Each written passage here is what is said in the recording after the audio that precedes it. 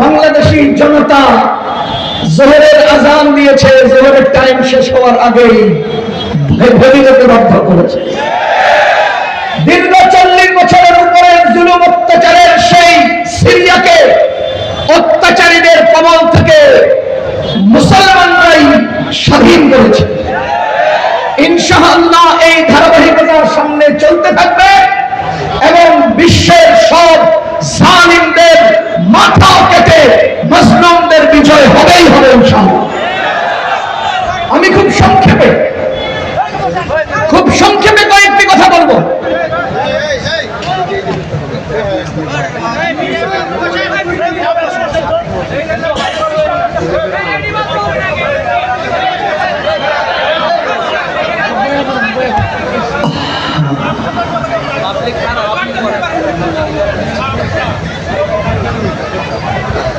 দাঁড়িয়েছেন কয়জন? কথা বলেছেন কয়জন? কেন দাঁড়ালেন একজন, কথা শুরু করলেন এতজন? ঘটনা কি? আপনারা বলবেন না শুনবেন?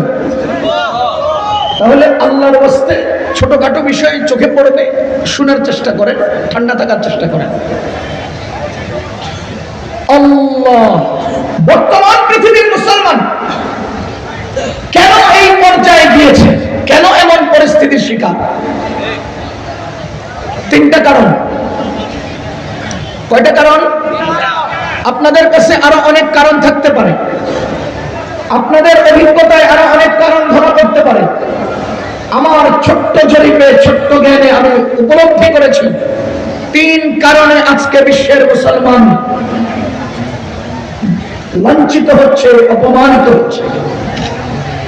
1 নম্বর কারণ, মুসলমান আল্লাহর রহমত নিয়ে চলবে, মুসলমান আল্লাহর উপর ভরসা করে চলবে। কিন্তু দুঃখজনক সত্য হলো মুসলমান আল্লাহর রহমতের গণ্ডি থেকে এখন লানতের গণ্ডিতে বসবাস করছে। মুসলমান আল্লাহর উপর ভরসা ছেড়ে দিয়ে বস্তু এবং ব্যক্তির উপর নির্ভরশীল হয়ে গেছে। সাহাবায়ে কেরাম আল্লাহ নির্ভরশীল ছিলেন, আল্লাহর উপর ভরসাশীল ছিলেন। আল্লাহর উপর ভরসা করে 60 জন সাহাবী 60,000-এর মোকাবেলায় যুদ্ধ করেছেন। মাত্র 3,000 লোক 1,20,000-এর মোকাবেলা করেছেন। মাত্র 313 জন লোক 1,000 সশস্ত্র বাহিনীর মোকাবেলায় বিজয় ছিনিয়ে এনেছেন। এর পেছনে একমাত্র শক্তি হলো আল্লাহর উপর ভরসা। আজকে হিসাব মিলান, আমরা আল্লাহর উপর ভরসা ছেড়ে ব্যক্তি আর বস্তুর উপর নির্ভরশীল হয়ে গেছি। আমরা এখন আল্লাহর দিকে মনোনিবেশ না করে মামুকে, দাদাকে, বাবাকে টেলিফোন লাগাই। আমরা আমাদের লিঙ্কের পাওয়ার দেখাই, আল্লাহর রহমতের সম্পর্ক আমাদের সাথে আছে এটা আমরা মনে করি না। ভাইও, মুসলমানের মধ্যে বিশেষ মুসলমান যারা আলেম ওলামা, আজকে আলেম ওলামাও সমাজে অবহেলিত। কেন আলেম ওলামা সমাজে অবহেলিত কেন? এর মূল কারণ অনেক থাকতে পারে।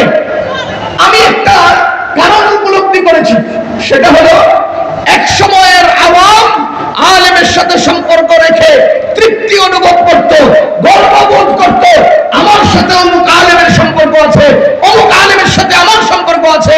কিন্তু দুঃখজনক সত্য হলো আজকের আলেমরা আওয়ামের সাথে সম্পর্ক করে তারা তৃপ্তি অনুভব করে অমুক নেতার সাথে আমার সম্পর্ক আছে। যদি আলেমরা আবারও তাদের ঐতিহ্য, অস্তিত্ব, গায়রত সবকিছু যদি ধরে রাখতে পারত, তো আওয়াম আলেমের সামনে এসে নতজানু হয়ে বসে থাকত। তাহলে আমাদের আজকে বিশ্ব পরিসরে মুসলমানদের এই দুর্গতির 1 নম্বর কারণ, আমরা আল্লাহর উপর ভরসা ছেড়ে ব্যক্তি ও বস্তুর উপর ভরসাশীল হয়ে গেছি। আজকে মুসলমানদের এই দুর্গতির 2 নম্বর কারণ, আমাদের জীবন ব্যবস্থা, আমাদের জীবন চলার পথ পদ্ধতি, আমাদের আল্লাহ আমাদের রাসূলের মাধ্যমে আমাদেরকে দান করেছেন।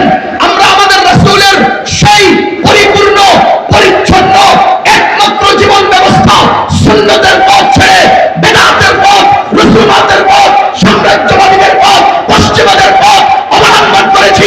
খোদার কসম, সাহাবায়ে কেরাম আলোকিত হয়েছেন নবীজির আদর্শে। আমরা আজকে লাঞ্ছিত হচ্ছি নবীজির আদর্শ ছাড়ার কারণে। আমি একটা যৌক্তিক প্রশ্ন করি আপনাদেরকে। বাংলাদেশে বাঙালি বসবাস করে, রোহিঙ্গারাও বসবাস করে, কথা বলেন। সরকার কর্তৃক কিছু অনুদান দেবে, বাঙালিদেরকেও দেবে, রোহিঙ্গাদেরকেও দেবে। ঘটনার চক্রে বলা হলো বাঙালিরা লাইনে আসেন, রোহিঙ্গারা আপনারা আপনাদের লাইনে আসেন। একজন রোহিঙ্গা এসে বাঙালিকে বলল যে ভাই বাঙালি, আমাদেরকে জায়গা দিয়েছেন, থাকার ব্যবস্থা দিয়েছেন, খাওয়া দিচ্ছেন, আমাকে একটু সুযোগ দেন না, আমি বাঙালির কাতারে দাঁড়িয়ে একটু অনুদানটা নিয়ে নেই। অথবা কোনো বাঙালি বলল রোহিঙ্গাদের কাছে যে তোমাদেরকে আমরা জায়গা দিয়েছি, যে তোমাদেরকে থাকা খাওয়ার ব্যবস্থা দিয়েছি, আমাদেরকে একটু সুযোগ দাও না, তোমাদের কাতারে দাঁড়িয়ে আমি অনুদানটা নিয়ে নেই। বিবেককে জিজ্ঞেস করতে চাই, বলেন বাঙালির কাতারে রোহিঙ্গার জায়গা হবে? রোহিঙ্গার কাতারে বাঙালির জায়গা হবে না। বাঙালির কাতারে বাঙালির ইজ্জত, রোহিঙ্গার কাতারে রোহিঙ্গার ইজ্জত, বাঙালির কাতারে বাঙালির শক্তি, রোহিঙ্গার কাতারে রোহিঙ্গার শক্তি। ঠিক তেমনি ভাবে আমাদের মুসলমান নবীজির আদর্শের কাতারে আমাদের পাওয়ার, নবীজির আদর্শের কাতারে আমাদের শক্তি। আমরা আজকে পশ্চিমাদের কাতারে গিয়ে ইজ্জত তালাশ করছি না, না। আয়াবতাগুনা ইনদাহুমুল ইজ্জা ফাইন্নাল ইজ্জাতা লিল্লাহি জামিআ। তোমরা কি তাদের আদর্শে ইজ্জত খুঁজো?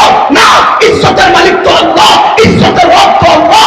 তুমি যেরকম বাঙালির কাতার থেকে রোহিঙ্গার কাতারে গেলে তোমাকে কনি দিয়ে সরাবে, রোহিঙ্গার কাতার থেকে বাঙালির কাতারে আসলে লাঠি মেরে তোমাকে সরাবে। তুমি মুসলমান কাফেরদের কাতারে গিয়েছো, এই জন্যই তো তোমাকে লাঠি আর উস্কা দিচ্ছে।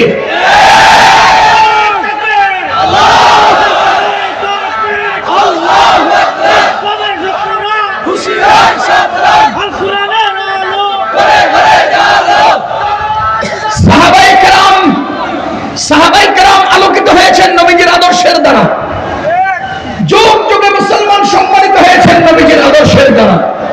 আজকে আমরা নবীজির আদর্শ ছেড়ে দিয়ে লাঞ্ছিত হচ্ছি। আমাদের মুসলমানদের লাঞ্ছিত হওয়ার 3 নম্বর কারণ, আমরা আল্লাহ রাসূল বলেছেন ওয়াকুনু ইবাদাল্লাহি ইখওয়ানা। আল্লাহ বলেছেন আল মুসলিম ইন্নামাল মুমিনুনা ইখওয়া। নবীজি বলেছেন আল মুসলিমু আখুল মুসলিম। মুসলমানরা প্রত্যেকে একে অন্যের ভাই। আজকে আমরা মুসলমান ছোট্ট থেকে ছোট্ট বিষয়কে কেন্দ্র করে দলাদলি করছি, মারামারি করছি, বিভেদ করছি, তাফরীক করছি, বিচ্ছিন্নতার উপরে আছি। ঐক্যবদ্ধ শক্তি নিয়ে মুসলমান কাঁধে কাঁধ মিলিয়ে আল্লাহর উপর ভরসা করে নবীজির সুন্নাতের উপরে যদি জীবন কাটাই, খোদার কসম সারা দুনিয়ার কাফের মুসলমানের পায়ে সিজদা করতে বাধ্য।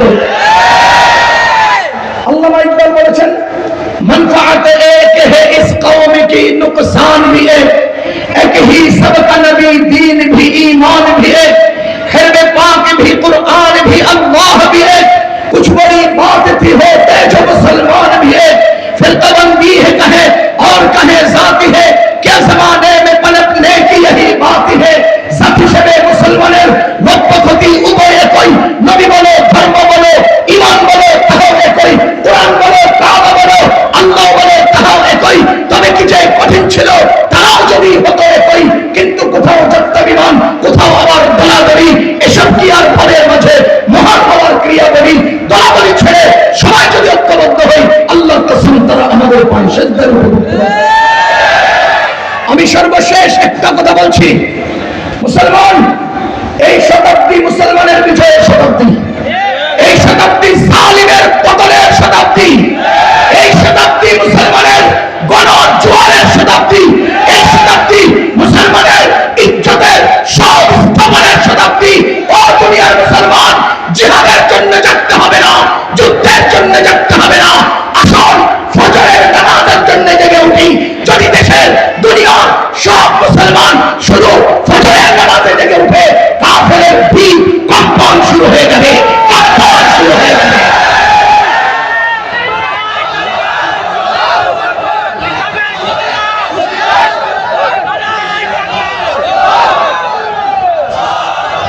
আমাদের এই দুর্গতির 3 কারণ।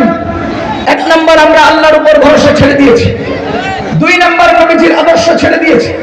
3 নম্বর, নিজেরা পারস্পরিক দ্বন্দ্ব শুরু করেছি। আসেন আল্লাহর উপর ভরসা করি, নবীজির সুন্নতকে জীবনে ধারণ করি, ছোট ছোট বিষয়গুলোকে বাদ দিয়ে ইসলামের স্বার্থে সবাই ঐক্যবদ্ধ হই। আল্লাহ আমাদেরকে আমল করার তৌফিক দান করুন। ওয়া আখিরু দাওয়ানা আলহামদুলিল্লাহি রাব্বিল আলামিন। ওয়াসসালামু আলাইকুম ওয়া রাহমাতুল্লাহি ওয়া বারাকাতুহু।